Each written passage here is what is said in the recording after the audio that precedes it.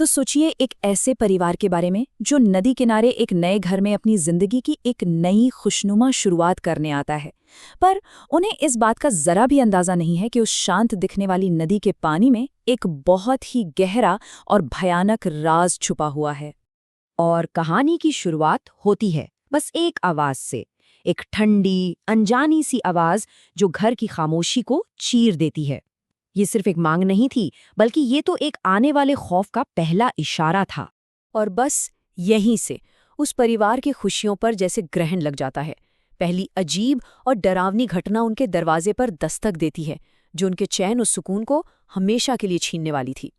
तो होता यूं है कि एक रात माँ, जिनका नाम मंदाकिनी था, उन्हें किचन से कुछ अजीब खटकने की आवाज़ें आती हैं। अब आधी रात को ऐसी आवाज़ें जाहिर है किसी के भी दिल में डर पैदा कर सकती हैं। फिर भी वो हिम्मत करके देखने जाती हैं कि आखिर रसोई में हो क्या रहा है। लेकिन किचन में जो उन्होंने देखा वो किसी के भी होश उड़ाने के लिए काफी था। उनकी बेटी सुगंधा अंधेरे में बैठी एक कच्ची मछली खा रही थी। उसका चेहरा, उसके कपड़े सब खून से सने हुए थे। और जानते हैं सबसे डरावनी बात क्या थी?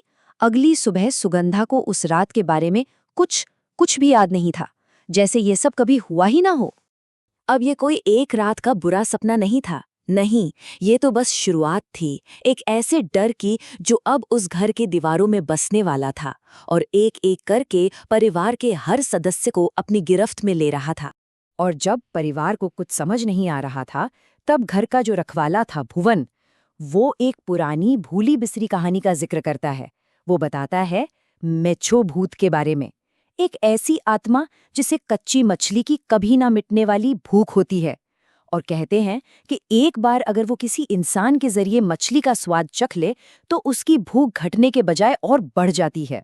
और भुवन की बात सच साबित हुई। डर बहुत तेजी से बढ़ने लगा। पहली रात सुगंधा की बहन इंद्राणी के दरवाजे पर कोई सुगंधा की ही आवाज में दरवाजा पीटता है और मछली मांगता है। अगली सुबह घर के बाहर जानवरों के कटे फटे शरीर बिखरे मिलते हैं। दूसरी रात परिवार सुगंधा को एक कमरे में बंद कर देता है, पर आतंक थमता नहीं। माता पिता को जोर जोर से दरवाजा पीटने की, कमरे में सामान फेंके जाने की आवाजें आती हैं और अगली सुबह सुगंधा उसी बंद कमरे में बेहोश मिलती है। अब यहीं पर बात आकर उलझ जाती है। अगर सुगंधा अपने कमरे में बंद थी तो फिर ये सब कौन कर रहा था? ये एक ऐसा सवाल था जिसका कोई जवाब नहीं था, और इसी सवाल ने परिवार के डर को और भी गहरा कर दिया था। जब विज्ञान और तर्क के सारे दरवाजे बंद हो गए तो परिवार ने अपनी आखिरी उम्मीद की तरफ देखा। घर में एक तांत्रिक को बुलाया गया जो शायद इस राज से पर्दा उठा सकता था और उन्हें इस मुसीबत से बाहर निकाल सकता था। तो तांत्रिक घर आता है और एक अनुष्ठान शुरू करता है। मकसद साफ था, उस बुरी आत्मा की पहचान करना और उसे हमेशा के लिए भगा देना। पूरा परिवार अपनी सांसें थामे ये सब देख रहा था, बस इसी उम्मीद में कि शायद अब इस खौफ का अंत हो जाएगा। और फिर अनुष्ठान के बीच में वो होता है जिसकी किसी ने कल्पना भी नहीं की थी। तांत्रिक अपनी मंत्र पड़ी हुई लोहे की कील पहले सुगंधा के चारों तरफ घुमाता है। कोई असर नहीं, लेकिन जैसे ही वो कील इंद्राणी के पास जाती है, इंद्राणी का पूरा रूप ही बदल जाता है। वो हिंसक हो उठती है और उसकी आंखें खून की तरह लाल होकर चमकने लगती हैं। आत्मा ने अपना ठिकाना बदल लिया था।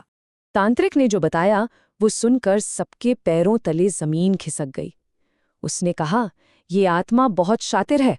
उस रात जब इंद्राणी ने दरवाजा खोला था ना, इसने सुगंधा का शरीर छोड़ दिया और इंद्राणी के शरीर में घुस गई।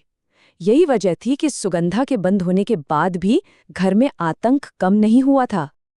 अब जब असली दुश्मन सामने था तो बस एक ही काम बाकी था, उसे खत्म करना। और इसके लिए एक बहुत ही खतरनाक योजना बनाई गई ताकि उस बुरी आत्मा को हमेशा हमेशा के लिए नष्ट किया जा सके। ये जो आखिरी अनुष्ठान था, ये बड़ा सोच समझकर किया गया। सबसे पहले तो घर के चारों कोनों में मंत्र वाले बांस गाड़ दिए गए ताकि वो आत्मा घर में वापस ना घुस पाए। फिर इंद्राणी से लेकर नदी तक ताजी मछली का एक रास्ता बनाया गया। तांत्रिक के मंत्रों ने आत्मा को मजबूर कर दिया कि वो शरीर और अपनी भूख में से किसी एक को चुने। और अपनी भूख के आगे वो आत्मा इंद्राणी का शरीर छोड़कर मछली खाने के लिए निकल पड़ी। बस उसी वक्त तांत्रिक ने जलता हुआ नारियल उस आत्मा पर फेंककर उसे भस्म कर दिया।